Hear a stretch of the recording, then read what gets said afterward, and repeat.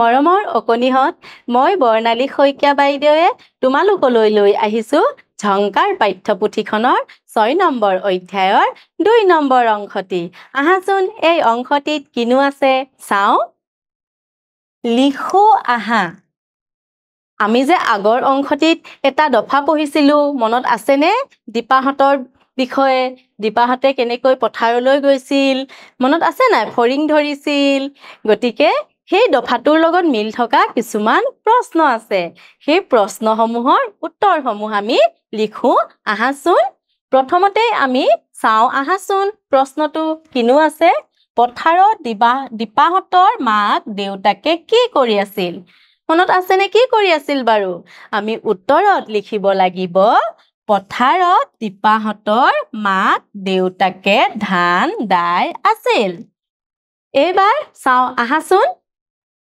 দেউতাকে সিহঁতক কি সাজি দিছিল কি সাজি দিছিল বাৰু নৰাৰে পেপা নহয়নে আমি যদি উত্তৰত লিখো কি হ'ব দেউতাকে সিহঁতক নৰাৰে একোটাকৈ পেপা সাজি দিছিল এইবাৰ আহাচোন চাও কিনো আছে মালতীয়ে ফৰিংটো ধৰি কলৈ লৈ গৈছিল মালতীয়ে ফৰিংটো ধৰি কলৈ নিছিল বাৰু মাক দেউতাকৰ ওচৰলৈ গতিকে আমি উত্তৰত লিখো আহাচোন মালতীয়ে ফৰিংটো ধৰি মাক দেউতাকৰ ওচৰলৈ লৈ গৈছিল এইবাৰ চাও আহা ছবিৰ সৈতে বাক্য আঁচ-টানি মিলাও আহা ইয়াতে তিনিখন ধুনীয়া ছবি দি থোৱা আছে দেখিছানে কি কৰিছে বাৰু এই মানুহজনে ধান দাইছে ইয়াত কি কৰিছে জাকৈয়ে মাছ ধৰিছে নহয়নে আৰু এইখন ছবিত মাটি চহাইছে আৰু এইফালে এই ছবি কেইখনৰ লগত সংগতি থকা কিছুমান বাক্য আছে আমি কি কৰিব লাগিব ছবিখন চাই বাক্যটো পঢ়ি আঁচ-টানি মিলাব লাগিব প্ৰথম ছবিখন কি চোৱাচোন ধান দাইছে গতিকে আমি ক'ত মিলাম এইটো দেখিছানে ধান দাইছে এবাৰ চাও আহাচোন ইয়াত কি কৰিছে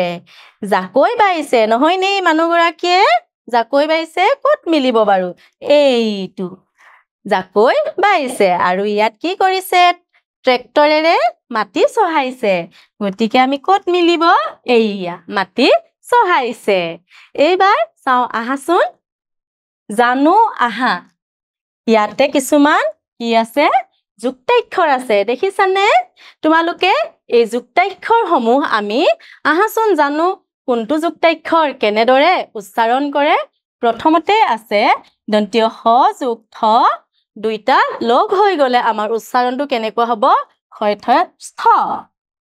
আৰু চোৱাচোন ইয়াৰ ৰূপটো সলনি হৈ গল দেখিছানে দেখিছা ইয়াৰ কেনেদৰে ৰূপটো সলনি হৈ গল আৰু উচ্চাৰণটো হ'ব স্থ এইবাৰ চাও আহা দন্তীয় হ যোগ ক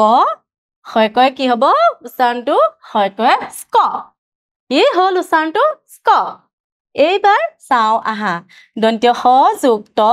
দন্তীয় হয় তয় স্থ এইবাৰ চাও আহা দন্তীয় হ যোগ প হয় প স্প স্প এইবাৰ চাও আহা দন্তীয় হ যোগ ফ হয় ফয় কি হ'ব স্ফ কি হ'ব স্ফ এইবাৰ চাও আহা দন্তীয় হ যোগ ম হয় মই স্ম উচ্চাৰণ কেইটা তোমালোকে ধৰিব পাৰিছা নহয়নে তলত সেই যুক্তাক্ষৰ কেইটা লিখি থোৱা আছে আমি তাৰ উচ্চাৰণ কেইটা কওঁ আহাচোন প্ৰথমতে এইটো কি হ'ব স্থ স্ক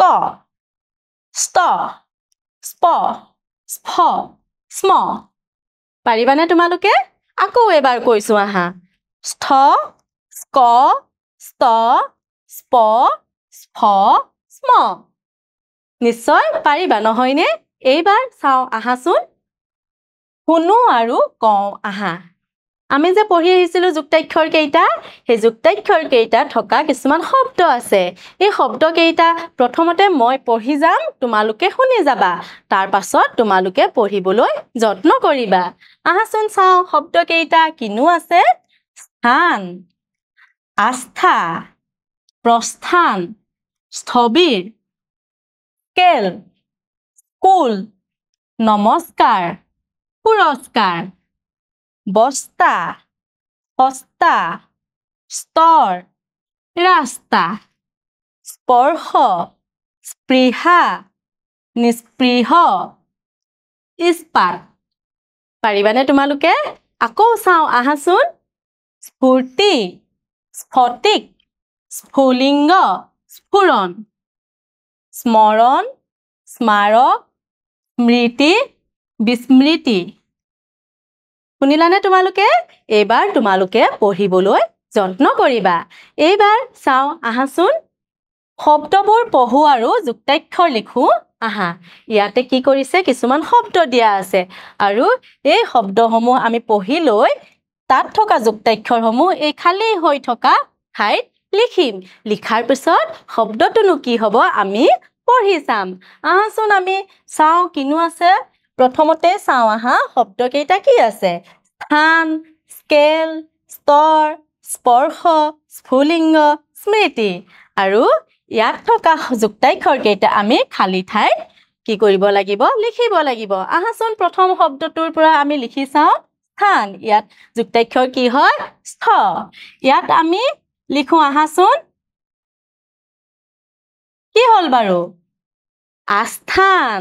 আকৌ আমি ইয়াত লিখো আহাচোন কি হ'ব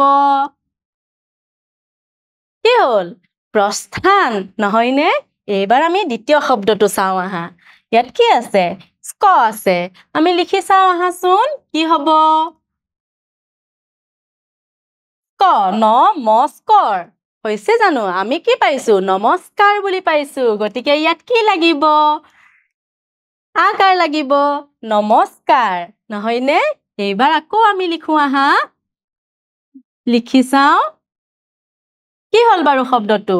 পুৰস্কাৰ পুৰস্কাৰ এইবাৰ আমি পিছৰ শব্দটো চাওঁ আহা ইয়াতে যুক্তাক্ষৰ কি আছে ষ্ট আমি ইয়াত লিখিম কি হ'ল বাৰু ষষ্ঠ হৈছেনে বাৰু নাই হোৱা ইয়াতো আকাৰ লাগিব গতিকে কি হ'ব সস্তা এইবাৰ আমি লিখো আহাচোন আকৌ কি হ'ল বাৰু এই শব্দটো বস্তা নহয়নে এইবাৰ আমি চাওঁ আহা পিছৰ শব্দটো ইয়াত কি আছে স্পৰ্শ আৰু যুক্তাক্ষৰটো হ'ল স্প গতিকে আমি ইয়াত কি লিখিব লাগিব লিখি চাওঁ আহাচোন স্পহা হৈছেনে আমিতো পোৱা নাই আমি ইয়াত কি লিখিব লাগিব ৰিকাৰডাল দিব লাগিব আমি স্পৃহা পাইছো নহয়নে এইয়া এইবাৰ চাওঁ আহা এইবাৰ আকৌ আমিতো লিখো আহাচোন কি হ'ব কি হ'ল নিস্পৃহ নহয়নে এইবাৰ চাওঁ আহা স্ফুলিংগ ইয়াত কি আছে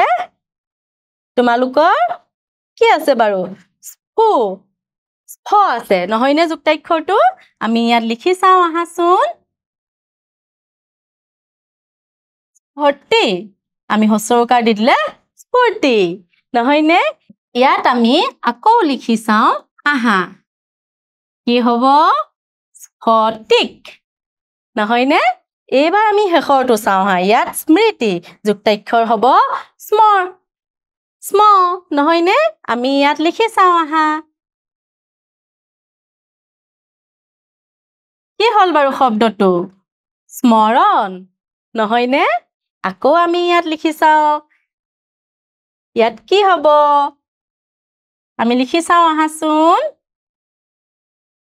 কি হৈ গ'ল বিস্মৃতি নহয়নে এইবাৰ চাওঁ আহাচোন পঢ়ো আৰু জানো আহা আহাচোন আমি পঢ়ি চাওঁ কিনো আছে বেলিৰ আন এটা নাম ভাস্কৰ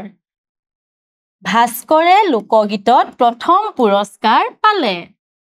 বেলি চিনি পোৱা নহয় তোমালোকে ক'ত ওলাই বাৰু আকাশত দিনৰ আকাশত ওলাই নহয়নে সেই বেলিৰে আন এটা নাম কি হয় ভাস্কৰ ভাস্কৰ বুলিও জানে বেলি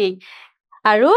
কি কৈছে ভাস্কৰে লোকগীতত প্ৰথম পুৰস্কাৰ পালে তোমালোকে আকৌ নাভাবিবা দেই সেই যে আকাশত থকা বেলিয়ে প্ৰথম পুৰস্কাৰ পালে ইয়াত কি কৈছে বেলিৰ আন এটা নাম ভাস্কৰ আমাৰ সেই আকাশত থকা বেলিটোৰ আন এটা নাম ভাস্কৰ হয় কিন্তু ইয়াত যে লিখিছে ভাস্কৰে লোকগীতত প্ৰথম পুৰস্কাৰ পালে এই ভাস্কৰ এটা ল'ৰাৰ নাম গতিকে সেই ভাস্কৰে লোকগীতত প্ৰথম পুৰস্কাৰ পালে এইবাৰ চাওঁ আহাচোন তোমালোকে কোৱাচোন বাৰু মোক বেলিৰ আন এটা নাম ভাস্কৰ কথাষাৰ সঁচা নে মিছা সঁচা গতিকে আমি ক'ত শুদ্ধ চিন দিব লাগিব কত কাৰণ কত আছে সঁচা কত আছে মিছা এইবাৰ চাওঁ আহা সঠিক যুক্তাক্ষৰ ব্যৱহাৰ কৰা আমি বহুত যুক্তাক্ষৰ শিকিলো নহয়নে এতিয়া আমাৰ ইয়াতে কি কৰিছে যুক্তাক্ষৰ বহাই শব্দটো সম্পূৰ্ণ কৰিব দিছে কি হ'ব বাৰু চোৱাচোন ন ম আৰু এফালে আকাৰ আছে ৰ আছে গতিকে আমি ইয়াত যুক্তাক্ষৰ কি বহাম বাৰু কি বহাম কোৱাচোন কি হ'ব নমস্কাৰ নমস্কাৰ নহয়নে মৰমৰ অকণিহঁত এই অংশটি ইমানতে সামৰিছো আগন্তুক দিনত এটি নতুন অংশ লৈ পুনৰ আহিম ধন্যবাদ